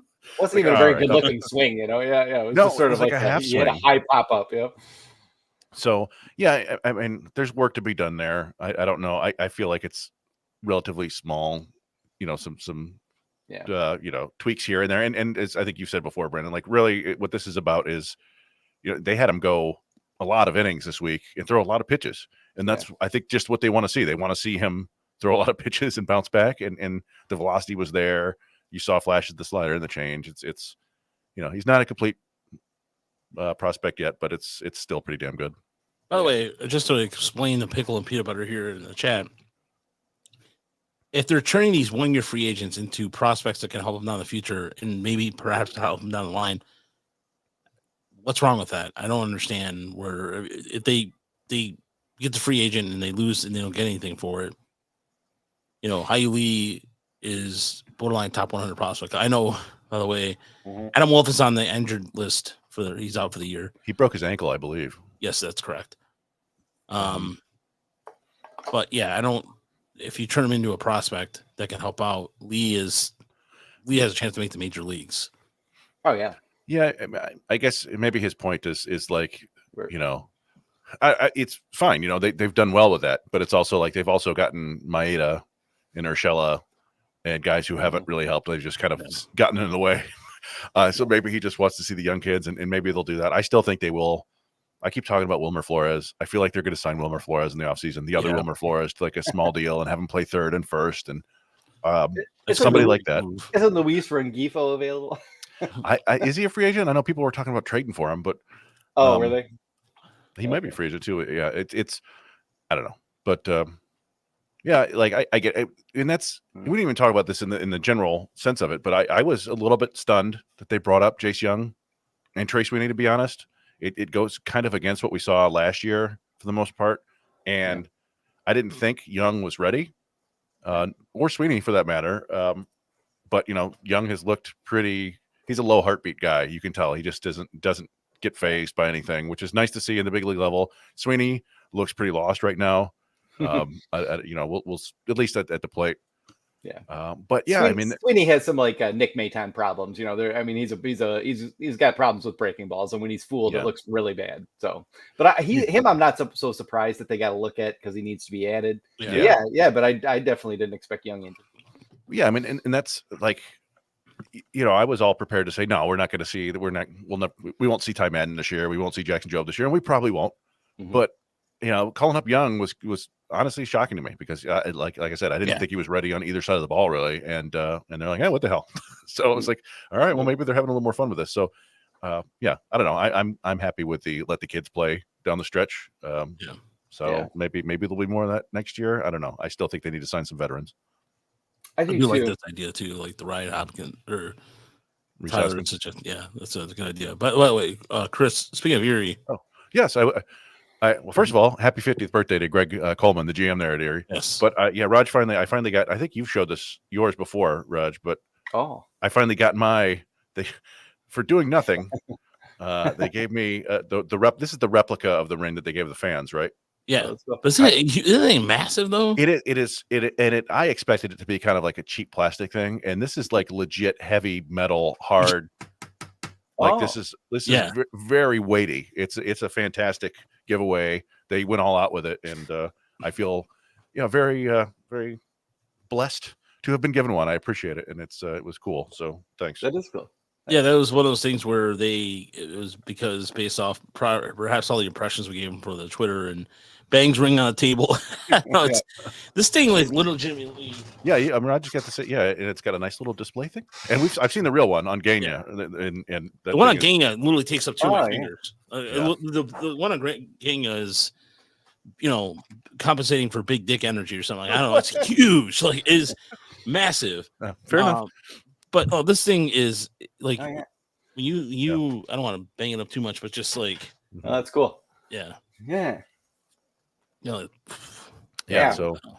stamp with that thing. You need to get a wax drip and like use that as your. Oh, that's a good idea, like a seal. Oh, they had the sigil. Awesome. I mean it. And it's been a hell of a run there in Erie. You talked about Gabe Alvarez before. Getting to the playoffs last year and winning it all, and then they're making the playoffs again this year. But boy, is it going to be tough for them.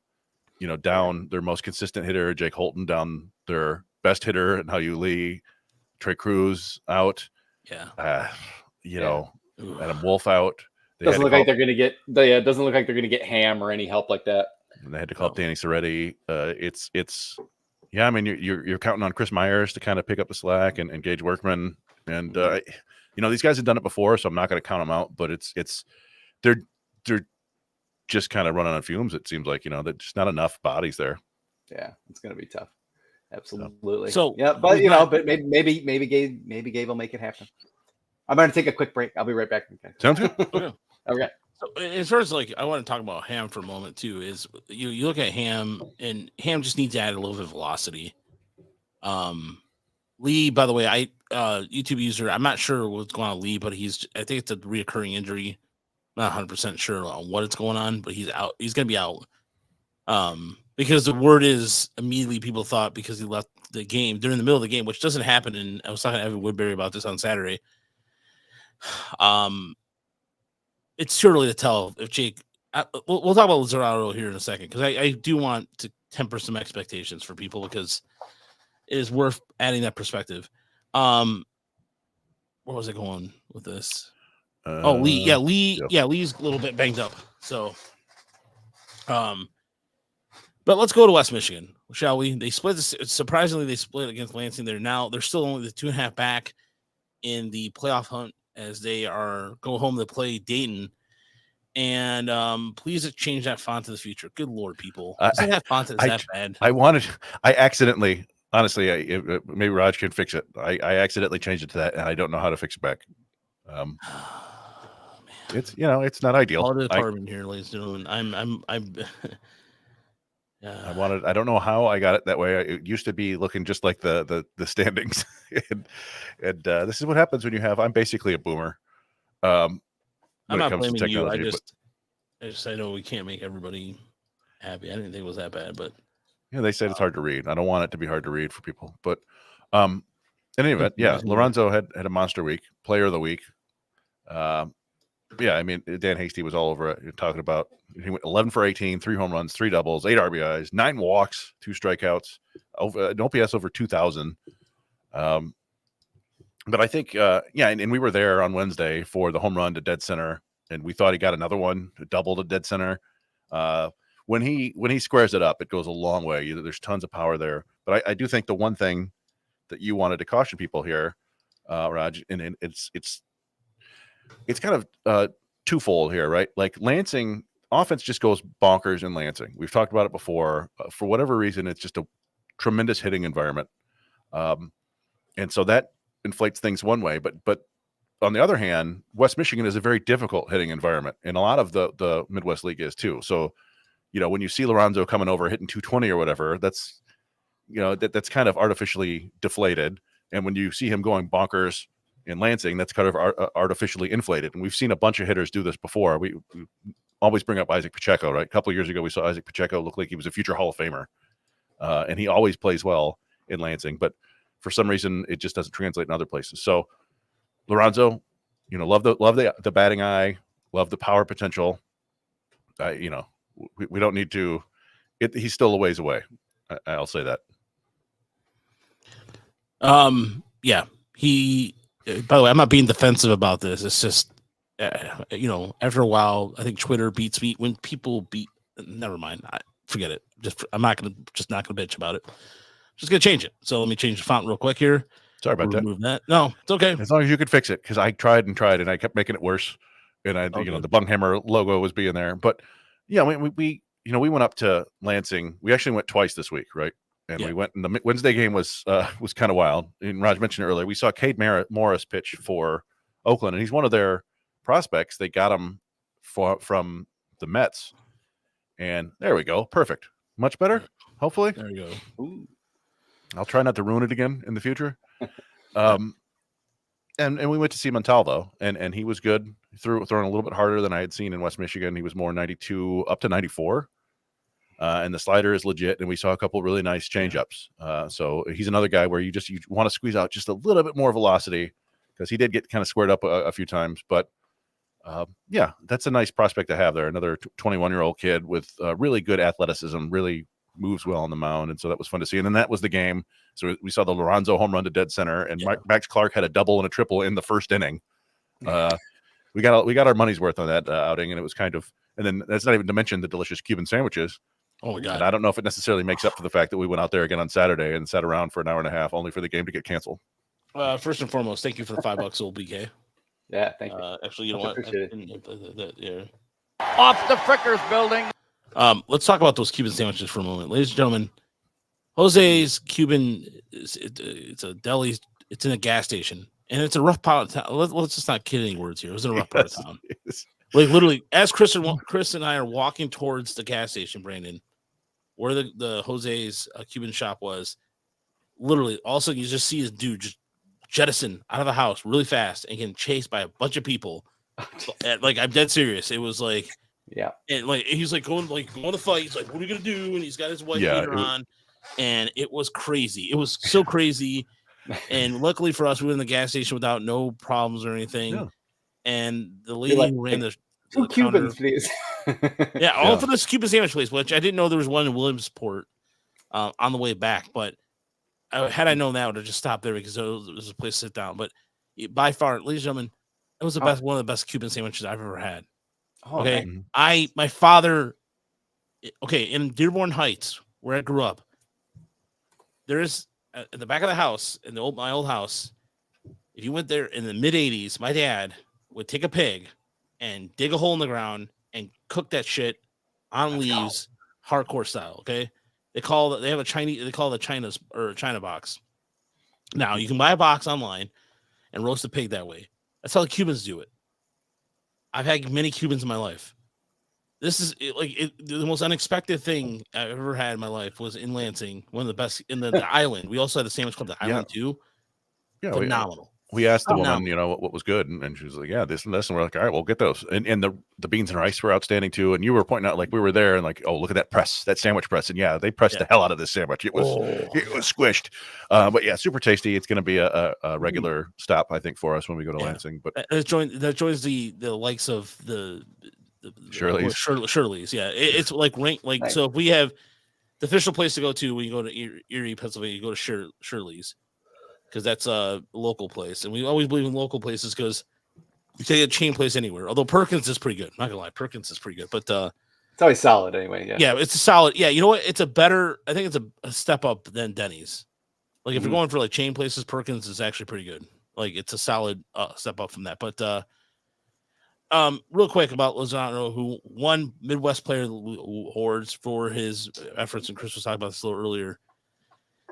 I know people are talking about him going to Erie and everything, but look, folks, here's one thing about him. He struggles against off-speed pitching, and that was apparent there. If Lansing had a couple of pitchers Lansing's got some decent guys, but I just don't want everybody to kind of go, well, he's we already won the trade. Yeah. Let's see how he does. Probably been 2 weeks. Yeah, in like 2 weeks. And also because look at Dingler. Like it took a long time for Dingler was hitting the crap out of West Michigan. As soon as he got to Erie, stopped. Yeah. So just if he's doing this at West Michigan, he's crushing balls center field. Get excited. If he's doing this at the next level, I will stick by this because I think it's true. When a player is ranking in Erie in Double-A, that is a good indication. Mm-hmm. But for now, I just like, hey, wait and see, because some people are like, well, he's not ranked that high. Until we saw him this week, I mean, look at his numbers at Great Lakes; they weren't good. Yeah. And go ahead, Chris. Yeah, I mean, and then there's still pretty serious questions about his ability to catch, right? Like I've talked before that, watching him catch a little bit, I saw the physical tools there, but he's going to really, really, really have to want to do it because he's going to have to he's a big kid. He's going to have to keep his body there, and he's going to have to work really hard on catching. And it's a very difficult position, and I don't blame anybody if they don't want to do that. The other question mark with him, it's kind of the Justin Henry Malloy swing issue where he's not going to chase a ton. He's going to take a lot of walks, but you can beat him in the zone, and you worry about that. Now he's young enough, and he's a switch hitter, so there's going to be some swing looseness no matter what, just because he's still learning how to master both swings. But as he climbs the ladder, if pitchers can beat him in the zone, they're not going to bother to try to get him to chase. So that's just going to be something to keep an eye on. But it's also like he's got enough power that pitchers might be a little bit scared to challenge him in the zone. So it's like a fine line right there. And he's a guy who I could honestly see him moving up on our lists pretty far if things keep clicking. But there are enough flags right now that, you don't want to go crazy because it could, fall apart spectacularly too.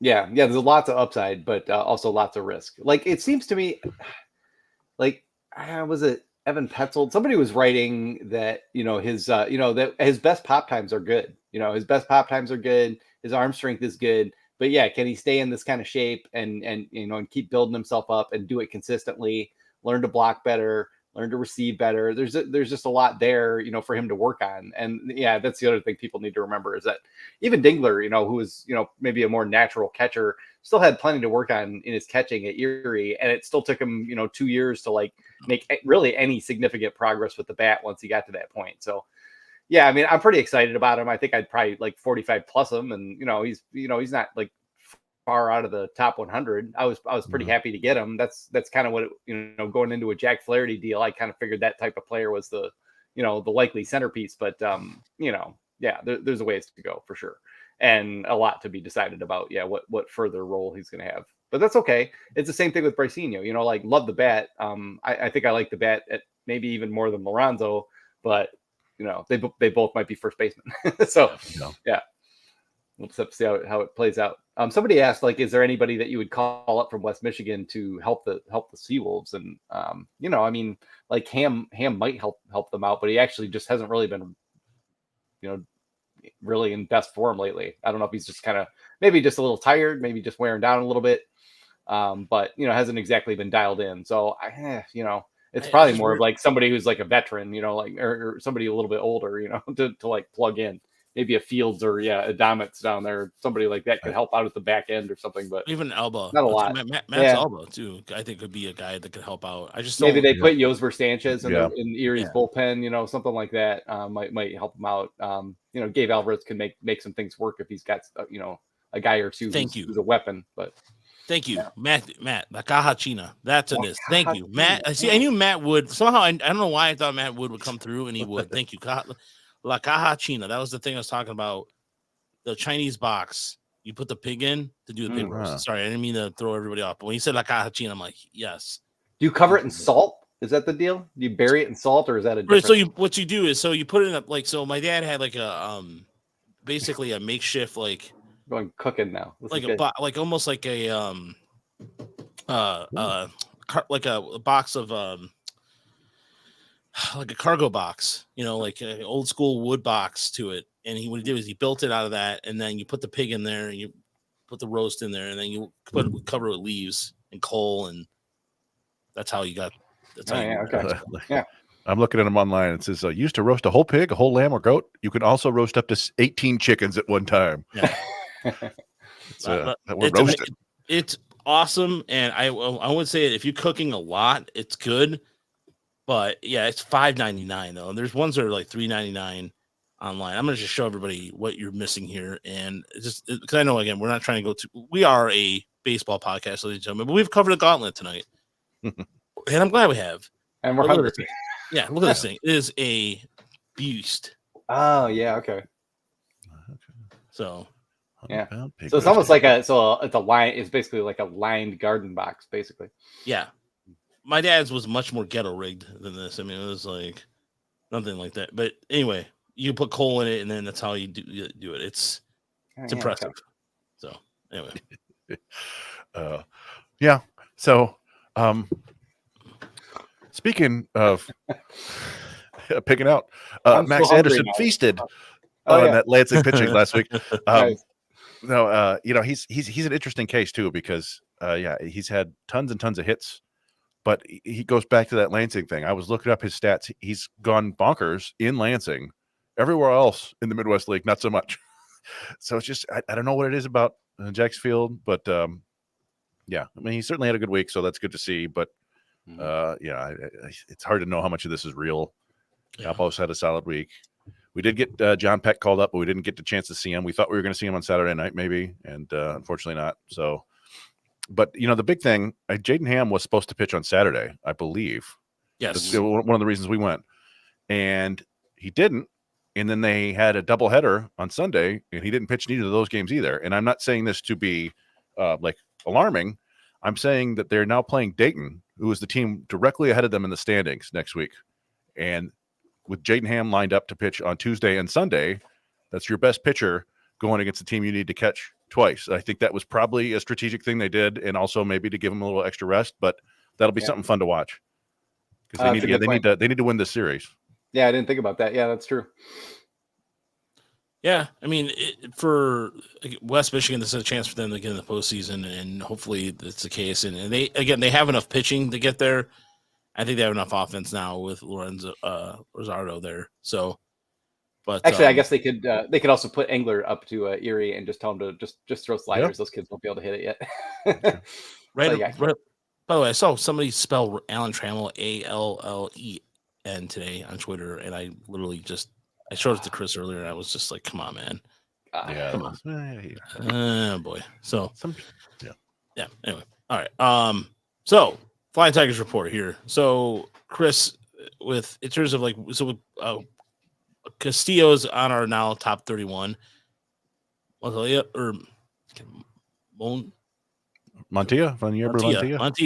is on our top list. Although you were saying it was pressing a little bit, but here's some of the new names on there, and I'm happy. I'm happy to see this because Castillo, of course, not to take my last name aside, but all jokes aside, he's been Lakeland's most consistent starter, and I hope that he at least gets maybe. I would like to see him truthfully get a challenge and get to West Michigan, but I know they're going to have him stick around in Lakeland at the end of the year.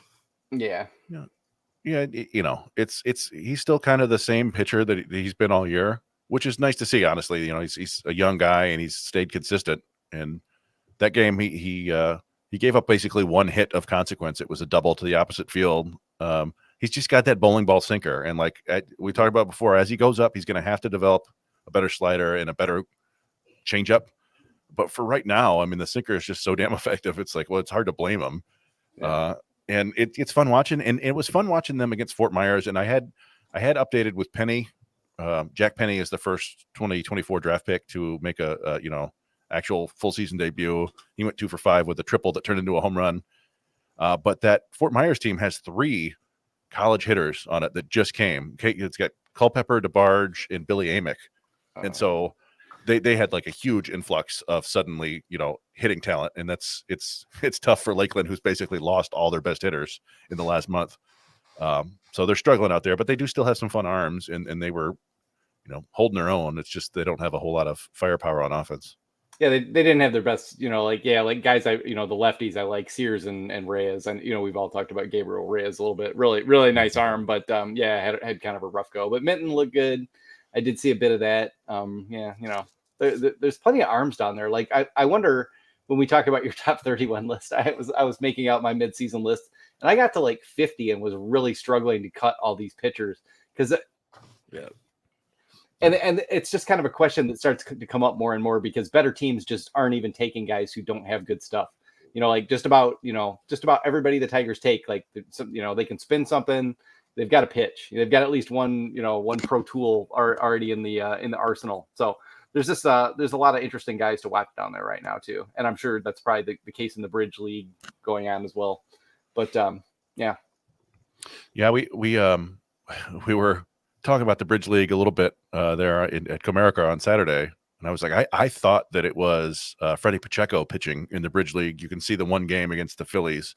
But then we eventually, I think Raj determined that it was Eric Rodriguez, we think, not Freddie Pacheco. They're kind of similarly built, which is good because he got blown up, which is not a big thing. But yeah, that was interesting because you could, it was, a bunch of the guys we've seen play in the FCL this year, but then also like Corey Joyce was in there and Jack Penny was in there. And I'm hoping the next time we might see Bryce Rayner or somebody in there, but that's basically all we can hope for right now is just like getting lucky with this one YouTube channel to see these kids. Yeah. Props to Terry, by the way, props to Terry over at Tigers minor league tracker. Yeah. Taking pictures and identifying some of these players because that's been very helpful because otherwise Tigers have done zero to let you know what's going on in the Bridge League outside Lynn Henning's article. I mean, I don't know. It's just, to me, it's weird to me that the Tigers have all these 2024 picks and only Penny's playing. I mean, and just the rest of it, I don't get it. I really don't. It's stupid. We've talked about a couple of, like, just the way that the draft played out, right? Like they took, I mean, Rayner could theoretically get in there soon, but it's a high school hitter, so that's always tough. And then they took 2 high school pitchers who they wouldn't throw in there. Right. And then they took the 2 college pitchers who we talked to Michael Massey, and he had surgery, so he's not pitching. And we don't know about Josh Randall. Maybe he's going to throw it, but then, when your season ends in May. What about Jackson Strong? I mean, Jackson Strong could be playing, right? Yeah, he is playing in the Bridge League. And it's possible that they'll bring him up, but it's just the way that, they got rid of FCL. We saw all these guys in the FCL to the end of last year, but the FCL, they moved it up a month. And so now the guys are down there at the Bridge League. And I don't know what it is that they want them to do to get acclimated to pro ball or whatever. Maybe they feel like that's more beneficial for them to go and travel and see all these other things. I don't know, but I mean, it's not a huge deal because none of them are high draft picks, right? Like Woody Hedin is the only other one in Jackson. Yeah, Hedin was the guy I thought, like maybe might be in there too. I was going to mention Bryce Rayner was on the Have a Seat podcast with Benetti and Dickerson, and he said the same thing. He's like, where the draft is now, most of us haven't played since May, and it's just weird to have to, if they're just not going to ramp guys up necessarily, especially the pitchers. So just, the way that the draft went, and especially with the Tigers continuing to really go hard prep, it's just going to be this way. We're not going to see most of those guys till next year. So yeah, it's a bummer. Yeah, it is kind of a drag because you get all excited. It's like, I'd love to see Swanson and some of these other guys in there, but it's not going to happen. So I just want to see him for the sake of getting some reps. I mean, I understand the high school thing, the high school kids. I understand. It's just, I don't know. They're there. They're all doing work and working out and getting evaluated and probably working on some things. So you kind of feel like it's the Bridge League. It's not like you have to like assign them and and go through the whole rigmarole. So yeah, it'd be nice to get a few looks for some of those guys. But I guess that the only solution is for us to go down to Lakeland next year. Yeah. Well, damn it, if we have to, I guess. Right in the middle of August, the best time to be in Florida. Yeah, beautiful Florida in August.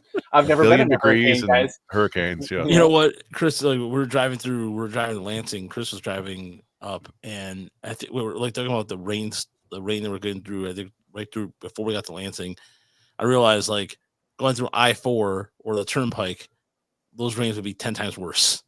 Yeah. I want to go down there and go Burmese python hunting. I want to look for that 20-footer.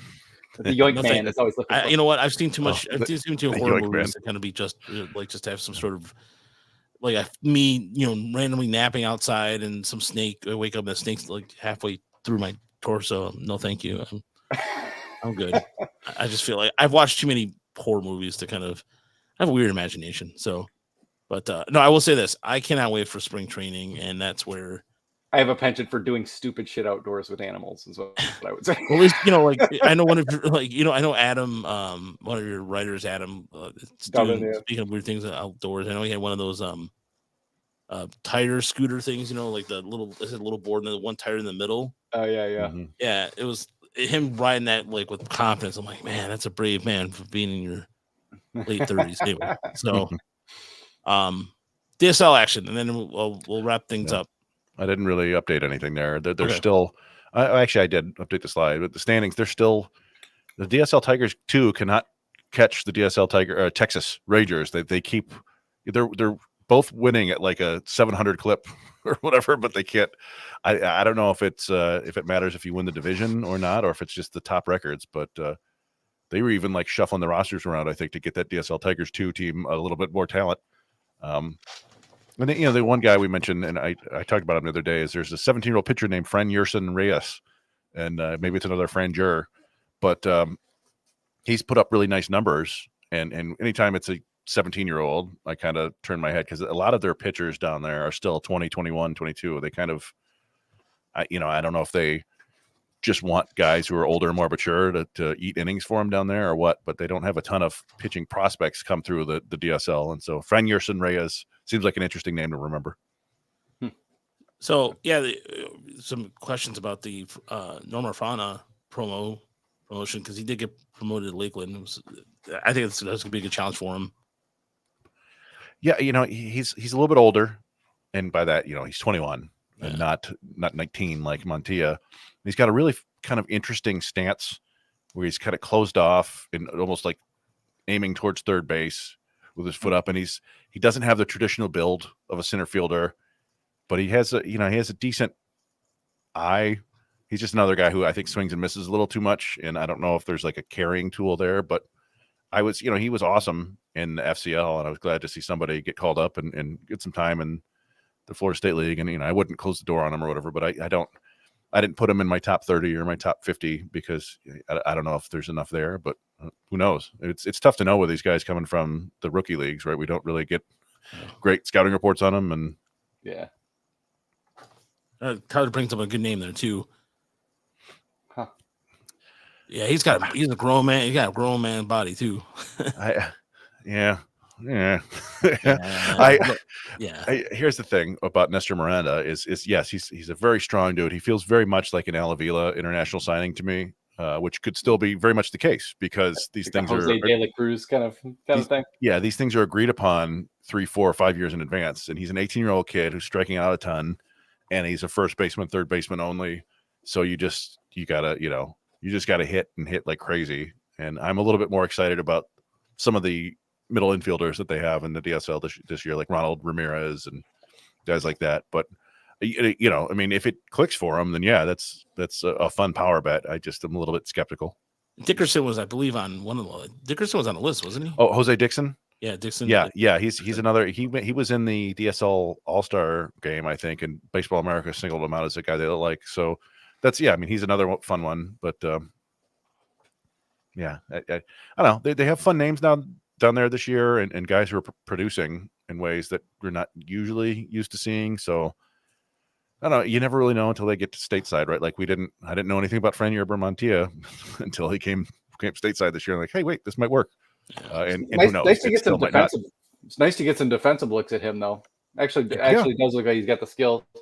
I'm kind of looking through you guys' top 31 list, and I'm kind of disturbed because our first 25 or so are pretty much the same. Pretty almost in order. Well, and that's we've been hanging out a lot. So, and honestly, that's a lot of what when we did our list, we each did an individual top 40, top 50 or whatever, and there's a lot of agreement there, and aside from a couple minor changes, there's a lot of agreement in the first 15, first 20, and then things get kind of wonky from 20 to 30 because who really knows? Like we all have like personal favorites or whatever, and I think I put in a few more than the recent draft picks, but you also end up with these guys who are kind of like fringe quad A players. You're like, well, maybe I don't know.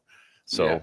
Well, and you get to that, like I was saying, like 20 to, from 20 on, I could go 25 or 30 guys deep that are kind of hard to sort as far as who gets left off. and stuff. And then, yeah, I mean, like Paul Wilson did not look very good. The little bit we saw, Blake Dickerson, but I had him in the late 20s or mid 20s or something last year. And it's like, am I going to keep him even though they, because you don't know if that means anything, it's their first year. They're young. how much you can take from that. You hate to like dump a guy off the list and then next year he comes out and all of a sudden it's like, oh, well, okay, he worked on all this stuff and now we're seeing what we were supposed to see. So yeah, there's a few guys like that on our list too. Yeah, and one of the things that you just have when you do stuff like this, you just have to get over the idea that like you're not going to get okay. it right at the bottom. Yeah, you're not going to get. It's okay to be wildly wrong on somebody as long as you come back and say, hey, they adjusted or I was wrong about this. It's just a snapshot in time. It's a snapshot right now. I honestly especially toward the back. I mean, those last 20, 30 guys, it's like you're just batching them, like and that's all. They're all in the same category. There's no point ranking them, numerically necessarily. It's just something that is sort of customary to do. Yeah. People like lists and they like them ordered. Yeah. It's their top 100 songs of the 90s. That people don't just say, if you didn't put that in order, it'd be like, well, I can't read this. There's too many songs. And I'm a guy who hates that. Like, if you ask me to like give you like my top 10 movies, I'll prevaricate and talk about it for like 5 hours, and you'll never even get a list out of me. I hate listing like that because I'll feel differently tomorrow. Yeah, no, you're right. Especially because, like, for example, when I think of like, because of the Velvet Underground, I think of as an example of this because for a while, like the music I like from the '60s was very topical, very like I wouldn't say mainstream per se, but you play the oldies list, so that's what you grew up with, and then you introduce to the Velvet Underground, you get the Rascals, and there's like some deep cut stuff, and you're just like, the Rascals. Well, yeah, the Rascals. Groovin'. Yeah, that's grooving. Yeah, that's grooving. One of my mom's favorites. Yeah, that's like some of these like some of those bands, and like for example, even like with Dylan, like Bob Dylan, late '60s, early '70s. Like some of these, we did a list when I was doing Over Under Fair. We did a top 10 Dylan song list, and now that I think about it, I haven't done it in 6 years. Mine would be completely different change listening to Blood on the Tracks, because Blood on the Tracks, we go check a track like, damn, this is really good. So, or like his Rolling Thunder review stuff in the mid '70s, it's like, yeah. Whereas before you were maybe all like a Rolling Stone, Blonde on Blonde, like it just changes like that, and like the obscure band of the moment from the '60s like can change a lot. Like sometimes it's Love. Like every once in a while, I have like a big craving for Love. If people don't know, it was an LA band that played with the Doors a lot, but there was just so much good music coming out at the time. If you're going beyond the norms, you can find all kinds of interesting stuff from the '60s that one hit wonders. And if you just want like pop stuff too, like I'm a huge Motown guy, and then there's like the Hollies, some of those like British bands that took from R&B and it just had like 10 hits all in a row. The Animals, yeah. Or even like for example, like the Replacements. If you listen to Let It Be compared to like I used to be it was like always Let It Be. Which celebrates its 40 years anniversary coming up here in October. But then all of a sudden you listen to Please to Meet Me, and now the older I get, the more I understand why I love the polish and sheen of Please to Meet Me. So anyway, all right, we can go on and on about that. But save that for our music reaction podcast coming up. No, we should. We've covered Gauntlet today. I'm pretty proud of the stuff we've covered today. We covered a lot. We covered Cubs. Thanks again to Sara for joining us on the pod. And Brandon, what do you guys have going on this week over at Bless You Boys? I don't know. I'm just trying to like pull myself out of the stupor the past week, pretty much. I'm starting to think about off season. Obviously, like what is Scott Harris going to do? I've been thinking about draft review, so some of that might be coming, but mostly I'm going up north. Nice. Thursday and Friday, and probably not going to see a whole lot of fancy stuff for me until next weekend. And then we'll start talking about the off season and where the Tigers can find a bat, and trying to understand Scott Harris's process, and perceive what kind of a fight there's going to be between AJ Hinch and Scott Harris this offseason and what they're going to do. Because we know they're not going to spend a lot of money, but they do have money to spend. But we know Scott Harris doesn't want commitment. He's not going to want a long-term commitment, and unless it's like at a player of real need, like if Ha-Seong Kim wants to come here for a reasonable price and he can fix shortstop, maybe they would do that. But otherwise, they're going to try to piece it together again, and it's going to be interesting and also probably a little bit frustrating to sort of try to figure out what they want to do and which direction they're going to go. Yeah, for us, we're gonna finish up the some of the prospect reports. So expect for something Lazaro to be on there. The rest of there's Andrew Navigato is gonna be on. Just a couple more reports to finish up, and then we'll have them all done. And then I'm working on another idea. I'm working more on an idea piece. I'm probably like a prospect. I don't know. There's a couple ideas that I'm rolling around in my head a little bit, but I did a piece on Parker Meadows and the impact he's had. So go to TigersAnimalReport.com. Again, donations go a long way. We're going to start in October. We're going to start this early this year. We're going to do a fundraiser for us to get the Lakeland and all that stuff. So that way we can get this. And again, donations go, all this stuff goes towards our website costs. I wrote out all the bills. Let's see here. There's a list of bills, here with all the various costs, with all the stuff and all that. And so it goes a long way. And again, thank you. So, anywho, I know everybody's arguing back and forth. For Chris, is there anything you wanted to promote real quick? No, Trace Maney probably isn't the answer. Okay, go ahead. I'm almost done with the live looks piece. We've gone out and seen Clark in person and Liranzo in person and Montalvo in person. Just gonna have like a little piece kind of explaining what we saw and what, how it informs us. And it's really more interesting about, just little blurbs about the opposing pitchers and seeing how the hitters, performed against these different types of arm angles and shapes and stuff. So just a little something like that should be out tomorrow, the next day. Sounds good. Yeah. And then I don't know. I'll probably have our new list out maybe by the end of next week. We'll see. We'll see how that goes. We too. Hopefully, we'll get you a World Series. Are you getting some help there with that, Brandon? Yeah, I mean, I'm just consulting. Like Jay chips in a little bit, David chips in a little bit, but I mean, it's pretty much at the end of the day, I'm going to do what I want and put Peyton Graham wherever the hell I want. There you go. At least he's back playing anyway. All right, gentlemen. Well, have a great night, and thanks for Pickles, a new face in the chat. Thanks for joining us, and we'll talk to you soon. Have a good night, everybody. Bye, guys.